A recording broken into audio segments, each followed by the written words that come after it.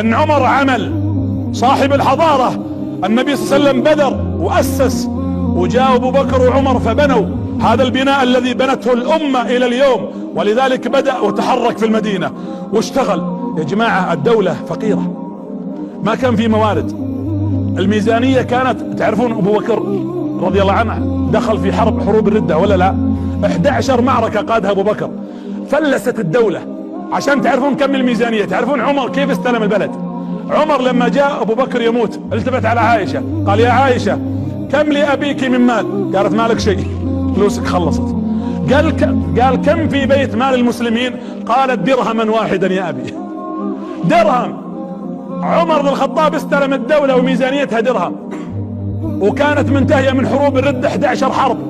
لك أن تتخيل هذا المشهد السياسي، مشهد سياسي.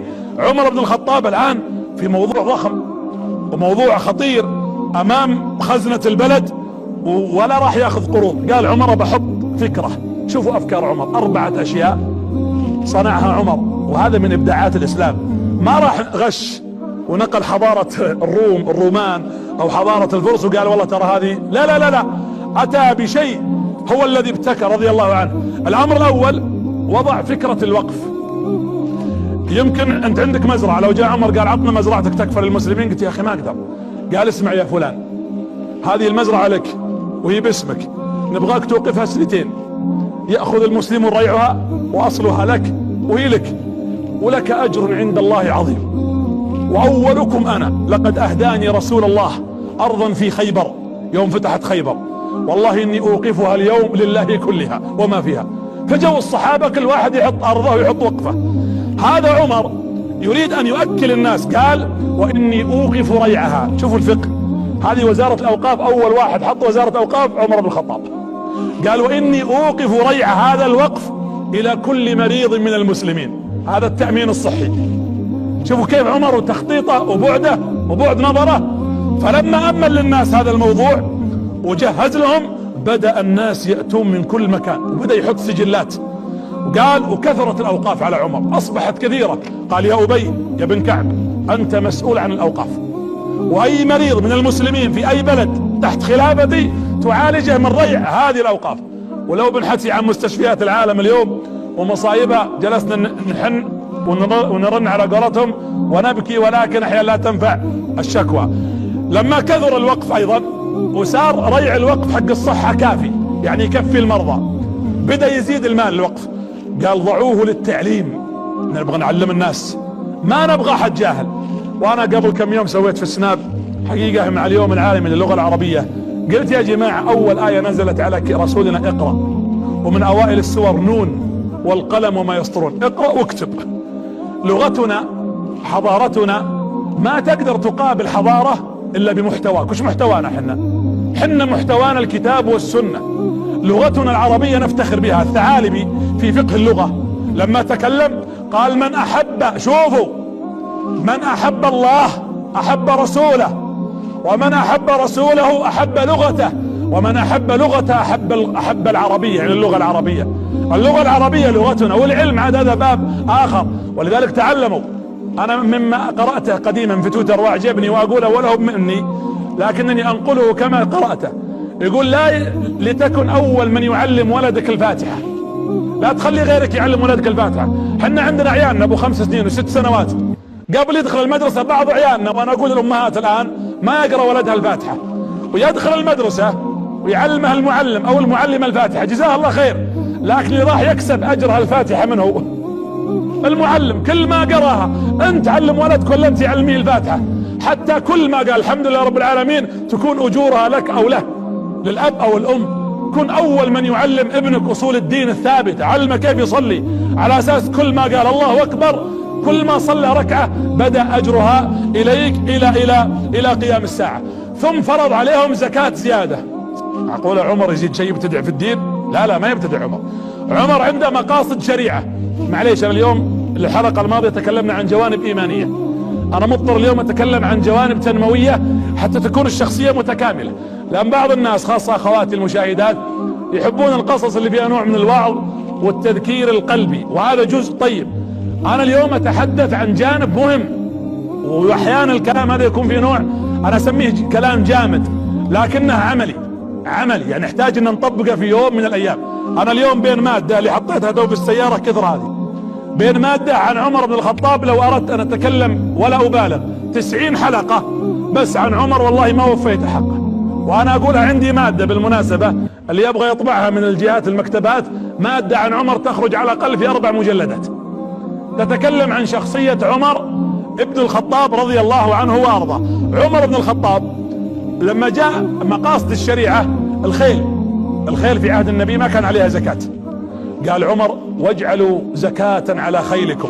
كيف يا عمر؟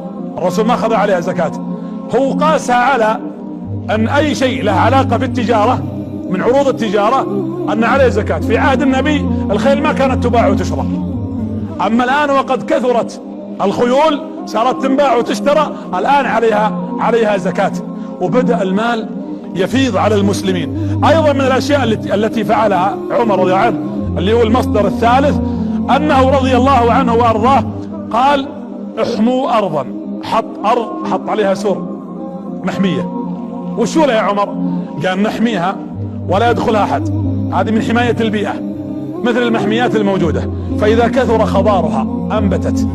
يقول لي يبغى يرعى ابله ولا حلالة من الغنم عندنا يجيبها، لكن بشرط ما انتجته يعني ما ولدته هذه الاغنام والابل لنا نصيب منه. الناس فرحوا لنا، كان حلالهم يموت، فوضعوها في المحمية، وبدأ عمر ياخذ نتاج او شيء من نتاج هذا الابل وهذه الغنم.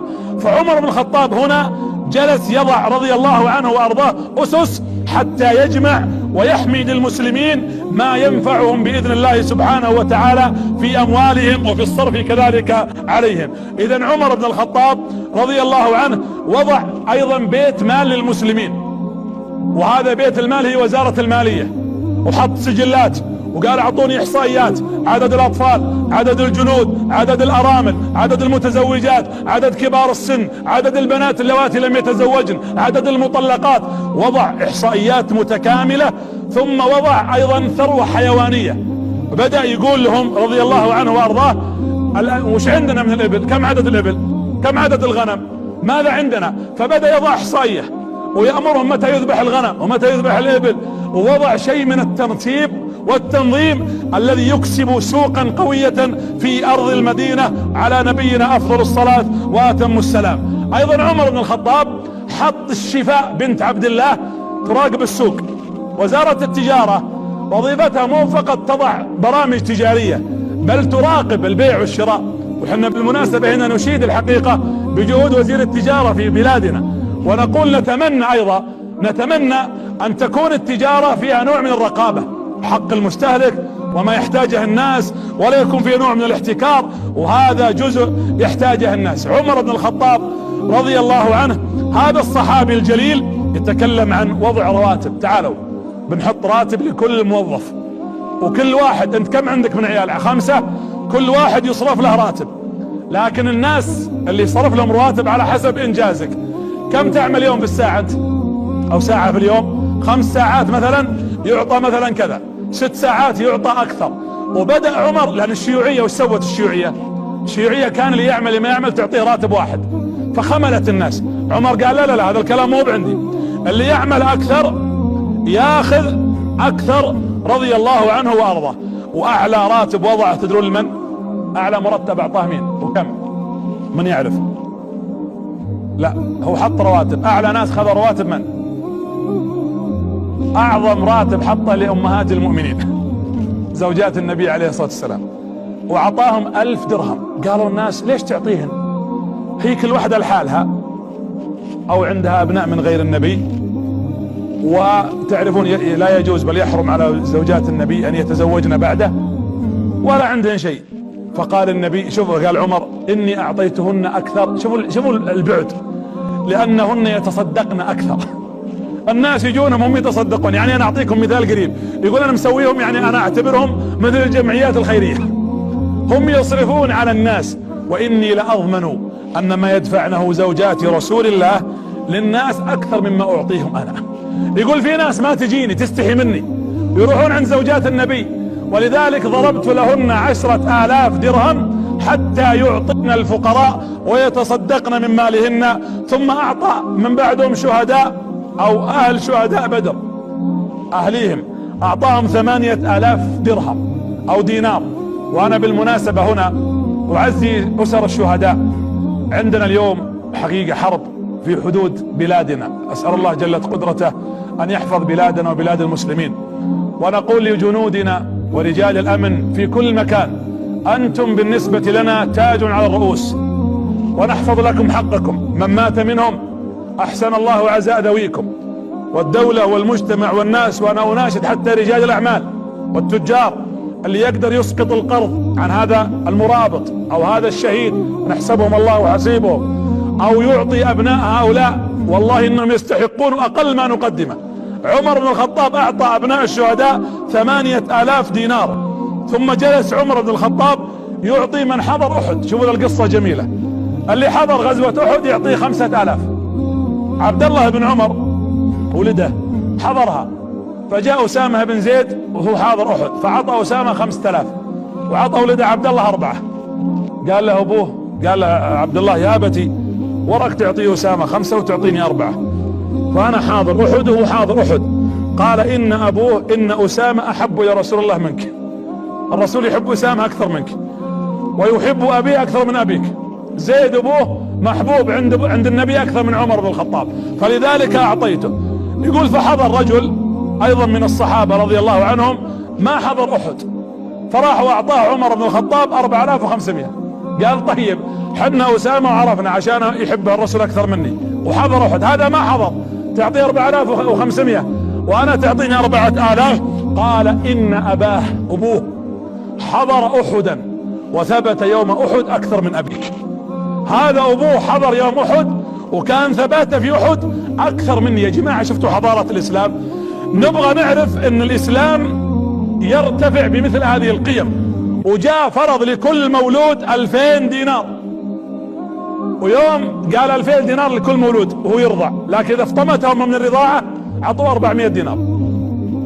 قال عمر او 400 دينار وهو يرضع، فاذا فطم 2,000 دينار.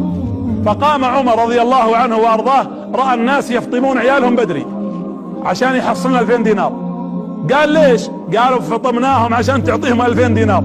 قال ابقوا على ما انتم عليه واصرفوا لكل واحد 2,000 دينار، رغبة في احقاق الحق مع المسلمين. لانك انت اذا ارحت الناس واعطيت الناس، اعطى كل ارملة. يا جماعة بيوت بعض المسلمين فيها ارامل، انا متأكد اليوم ان هناك ارامل يسمعنا هذا الكلام. اعطى كل ارملة 500 دينار في الشهر، بل واعظم.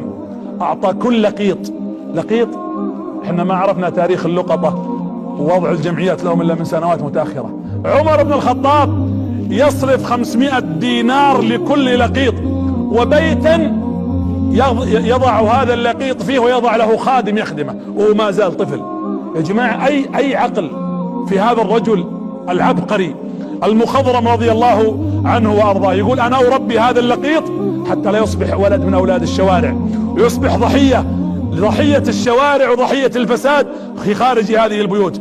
بل وجعل لكل طفل يهودي ونصراني وعجوز يهودية ونصرانية جعل لهم حقوق يأخذونها بالكامل من بيت مال المسلمين. قال والله لئن حييت لا اترك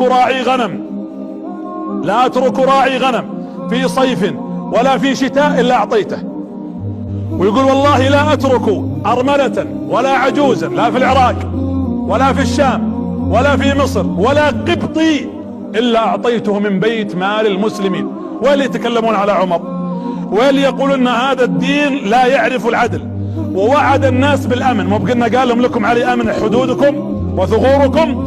اشتغل يا جماعة العسة. اول من اسس العسة بالليل عمر، كان يعس بالليل يدور ويتفقد يشوف المحتاج.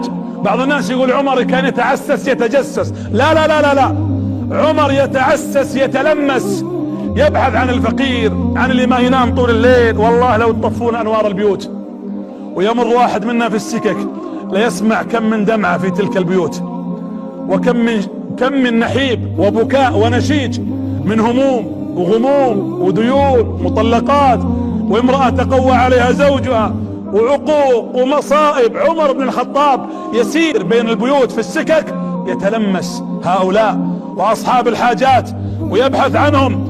هذا عمر نموذج نهضة.